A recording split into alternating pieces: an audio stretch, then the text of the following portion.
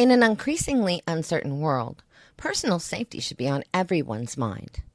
All you have to do is listen to the news for 5 minutes to hear of more horrific attacks on innocent people, usually for absolutely no reason beyond the evilness of the attacker. For those looking to enhance their security with options besides just lethal force, non-lethal self-defense weapons offer a practical solution. These tools can effectively deter an attacker while minimizing the risk of permanent injury. So let's take a look at some of the most effective non-lethal self-defense weapon options. Pepper spray or bear spray. One of the most popular self-defense tools, pepper spray causes temporary blindness, intense burning of the skin and the eyes, and difficulty breathing, giving you time to escape. And its compact size makes it easy to carry on your keychain or in a pocket. Stun guns. Stun guns deliver a high-voltage shock that temporarily disables an attacker by disrupting muscle function.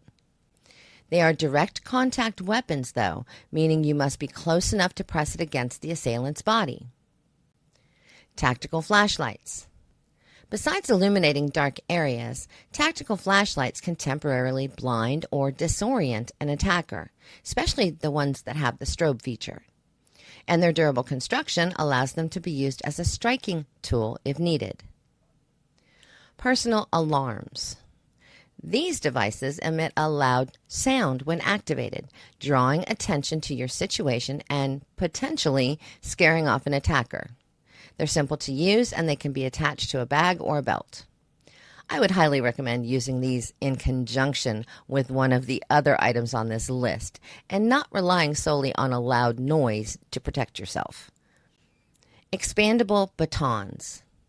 With a flick of the wrist, expandable batons extend to provide a hard-hitting weapon from a safe distance. They do require some training to use effectively and responsibly. Tasers. Tasers can incapacitate an attacker from a distance by delivering a temporary high-voltage shock. Unlike stun guns, tasers fire probes that can reach the target from several feet away, up to 30 feet, providing you with a greater safety margin. Self-defense rings. These are wearable rings that are equipped with a sharp or a pointed edge. In a dangerous situation, they provide a means to strike an attacker with your fist, adding extra force and pain to your punches. Gel pepper spray. An advancement over regular pepper spray, gel pepper spray actually sticks to an attacker's skin, making it harder to wipe off and reducing the chance of any blowback on the user.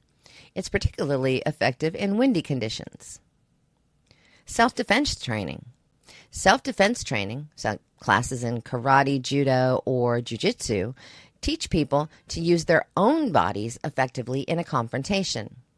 These disciplines teach not only physical techniques, but also situational awareness and threat assessment. Training provides practical defense maneuvers that can be vital when you have no weapons at hand. And regardless of any weapons you may carry, I highly recommend taking self-defense classes as well. A tactical pen. A tactical pen is a functional writing tool that doubles as a self-defense weapon. Made from heavy-duty materials, it can be used to strike at pressure points or as a stabbing implement. It is especially effective for using on the eyes, across the neck, or in the groin area. Homemade self-defense tools. Improvised self-defense tools can be crafted from everyday items, providing protection when conventional weapons aren't available. A sock filled with quarters can serve as a makeshift sap. The weight of the coins adds heft, making the sock a potent striking tool.